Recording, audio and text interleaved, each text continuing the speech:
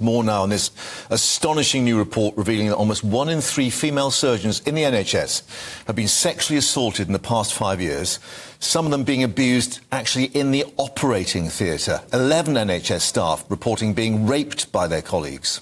The British Journal of Surgery survey also found 40% of women had received uninvited comments about their body, whilst 29% had experienced unwanted physical advances at work. Well, we can speak now to Roy Lilley, a former chairman at an NHS Trust. Roy, it is quite staggering, the detail that's coming through from this, and there is a theme to the reports that these women have given to the researchers. It's the trainee and the consultant, effectively, the abuse of position and seniority. Mark, good morning. You're right, yes. I'll just give you a few numbers just to kind of position this. The ratio of men to female surgeons at the moment is about 8 to 1. So the females are in the minority. They've gone from about 3% in 1990 to about 14, nearly 15% last year. So there is a growing number of them working in surgery. But, and this is the important point, 77% of everyone working in the whole NHS is female. So it's really a female-dominated profession now. 45% of all doctors are female. It's just in the surgery environment where it is male-dominated. And I don't want to kind of stereotype people, but I mean, if you're a surgeon, you're probably likely to be an alpha male, because it takes a huge amount of confidence to take a scalpel and stick it in someone and fiddle about with their bits and pieces.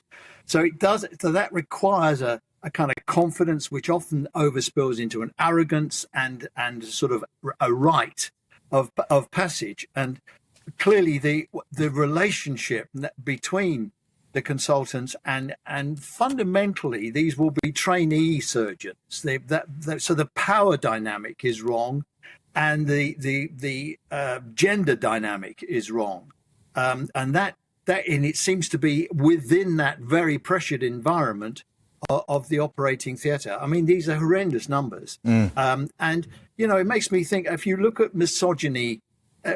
Everywhere, we've had the police force that's riddled with misogyny. We've got this fiasco in Spain over the football, which is centred in misogyny. I mean, if the NHS is anything, I suppose it's a salami slice of life, and the NHS is no better or worse. But certainly in the surgery environment, this is a very, very worrying set of numbers. What also appears to be incredibly wrong, Roy, is that these women not feeling that they're going to be listened to, not feeling that they will be protected by the GMC, by NHS Trusts. Exactly. You're right. And it's the power dynamic, because the consultants have huge sway over the advancement and the education of what we call junior doctors. We've heard a lot about junior doctors being on strike, but we think of them as being young doctors, first year out of medical school. Actually, you can be a junior doctor and be a senior registrar, not quite a consultant. And it's the consultants that hold sway. The consultants can ruin a career, really, if they give a bad report. They can certainly help advance a career if they want to. And, as I say, I don't want to get into the stereotypical thing, because, there are some brilliant male surgeons who do encourage women and their careers. But this clearly, there's something very seriously wrong in what is happening in surgery, and it's very seriously wrong that the power dynamic is such that it's not just the male-female dynamic, it's the tutor-student dynamic as well, and the exploitation of all that, which is a toxic cocktail, which has been revealed. I'll just give you one more statistic, if I may. On a slightly more optimistic note, there's a very big survey published this morning in Canada, but it's a huge survey, hundreds of thousands of people, and we see the outcomes by female surgeons are better than men. The 30-day and 90-day outcomes are better. What that tells us, I don't know, but this is horrendous news here this morning. Last thought, Roy. We've got Dr. Binta Sultan, who's chair of the NHS England network of sexual assault and abuse services. That they've actually got that role in place already. Saying, look, clear evidence action is needed. What should the action be? Because we've already got the whole issue of whistleblowers being addressed. I mean, is that the way to do it?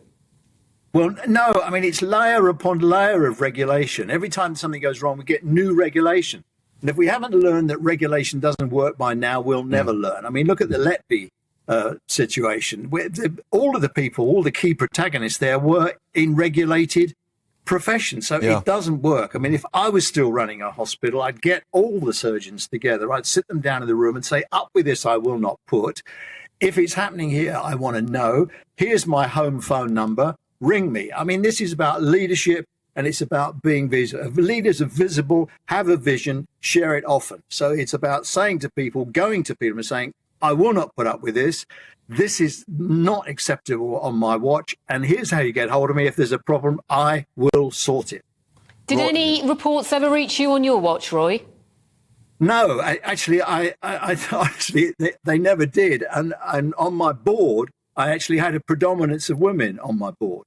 And there were thoroughgoing professionals. I never had to deal once with an issue of this type. And one wonders the extent to which it was always there, and I missed it and didn't know, or whether it's something that's just got worse. And maybe it's just that people are more willing now to come forward and speak about it.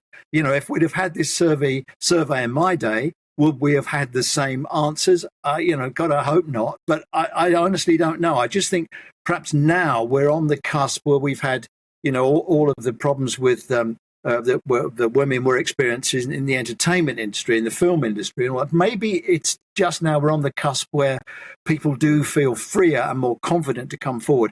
But certainly the whistleblowing arrangements in the NHS, I've never liked them. They're far too complicated.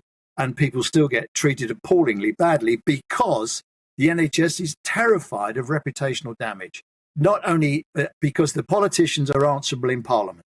So the Department of Health sits on NHS England. NHS England sits on all the trusts and the trust boards and says, do not bring us bad news. So you never find out what the bad news is. It's reputation that absolutely trumps everything. And as soon as there's a problem, people circle the wagons and you never get to the truth. Roy, as ever, thank you for updating us on that with your reaction. Of course, we'll see what the various NHS trusts say.